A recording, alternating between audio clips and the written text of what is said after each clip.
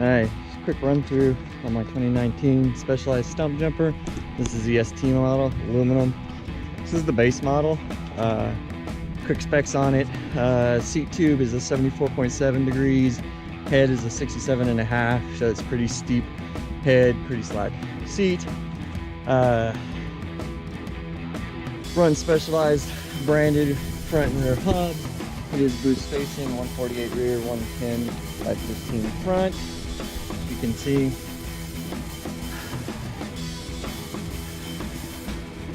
it runs a Butcher front tire, Purgatory rear.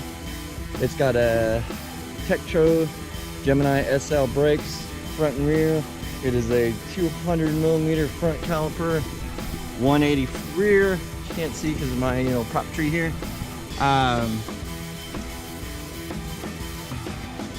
So drivetrain bottom bracket is a SRAM power spline. Chain is KMC X11. Crankset's a SRAM NX boost spacing, obviously. Shimano SLX rear derailleur and shifter. NX cranks, as you can see. I replaced the stock pedals with Crank Brothers Stamp 2s. We'll talk about those later. I hadn't been super happy with them. It's got a 130 fork on it, 120 rear shock on it. It's the RockShox Recon and the X-Fusion Pro RL in the rear. Replaced the grips, Ergon GA2s, Ergon SMC saddle, of all, of course, my additions. There are two other versions of this bike. There is the standard Stumpjumper, which is a 150-140 travel. Also, it's a 12-speed gearbox.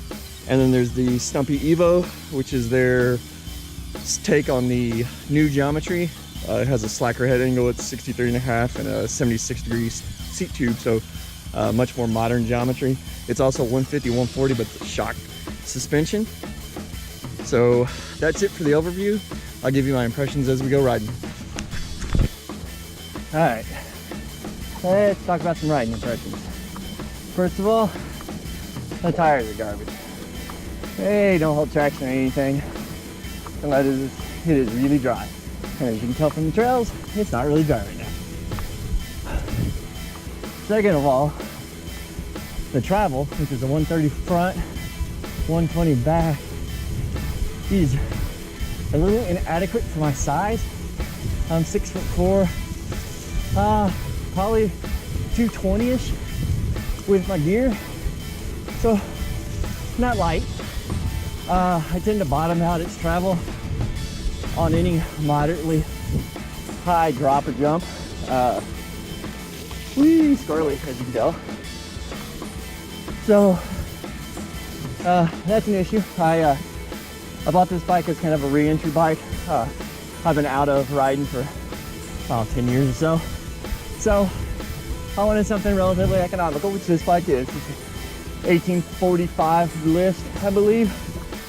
After taxes, I think I paid just over 2K for it, somewhere in there. So, it's a good bike. I'm gonna outgrow it pretty quick here as I get further along and back into riding. So I'll probably be looking to upgrade. Not sure if I'll stay with one of the other Stumpies or go something else. I'm looking at some YT models. I'm not real sure, still shopping around. The geometry on this bike is relatively old school. Compared to the newer stuff, it does have a relatively steep head angle and a relatively slack seat tube angle. It also has a 51mm offset fork. So that kind of contributes to that whole feel. It is definitely not super nimble. It's a big bike. Again, this is an extra large frame due to my height and weight. I'm taking this easy because it's slick as hell.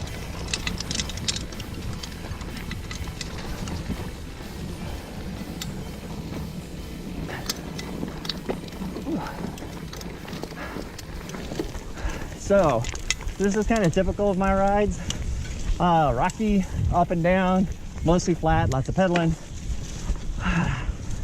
There are some bike park days. Okay, as I mentioned, there are two bike parks relatively close to me. Bike parks in the sense of Texas bike parks. They steep, rocky, relatively steep and rocky, but short.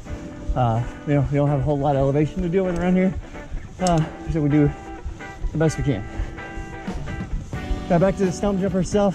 So pedals, stock pedals suck, obviously.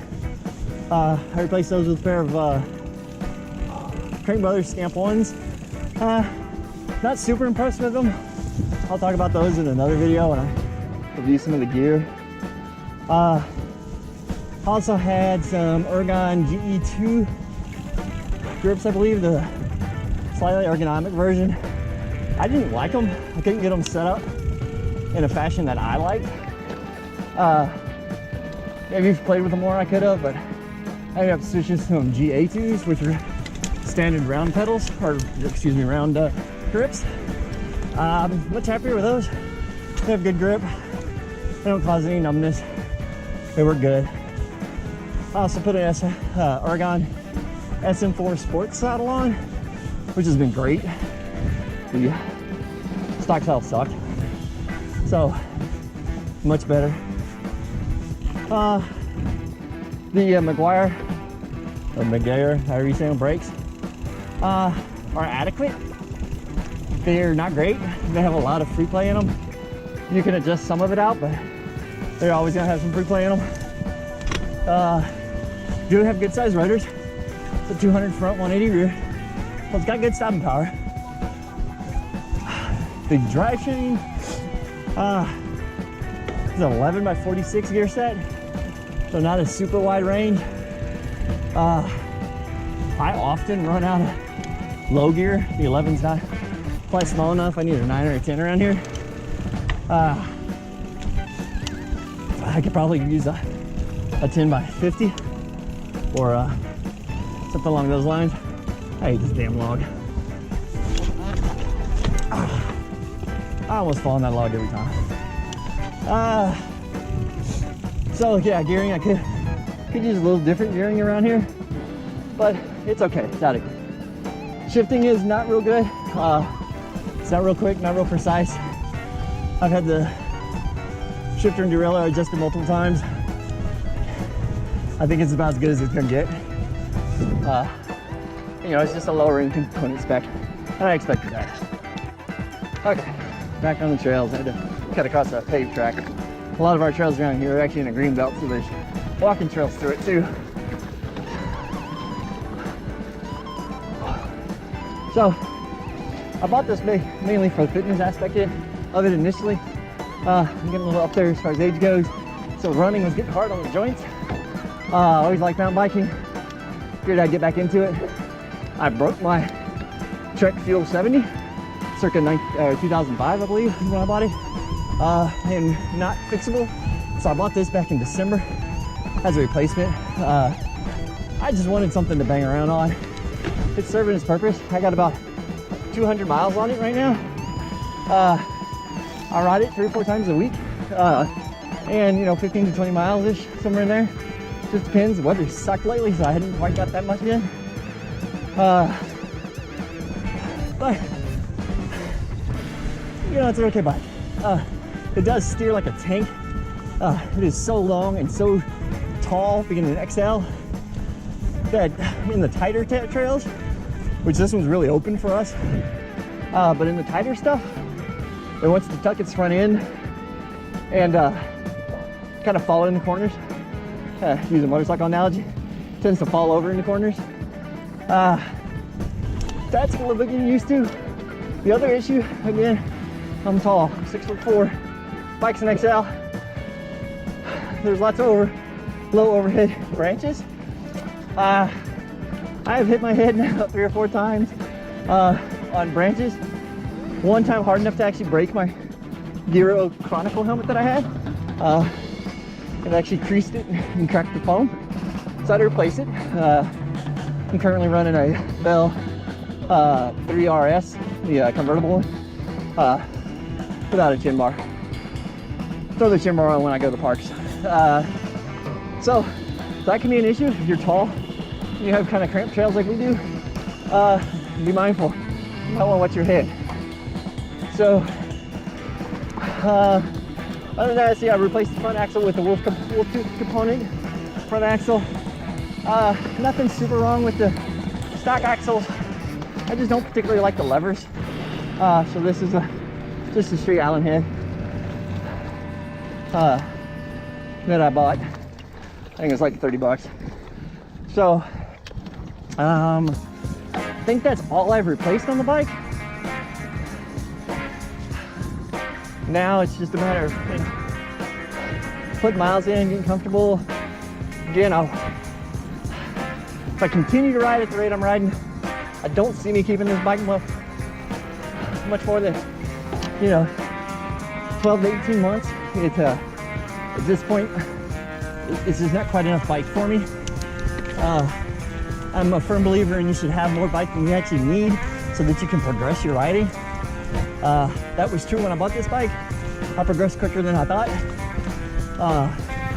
And again, this ride is not typical of what I do. I'm just riding so that I can talk. This is a very slow pace for me, and not the trails I would normally ride.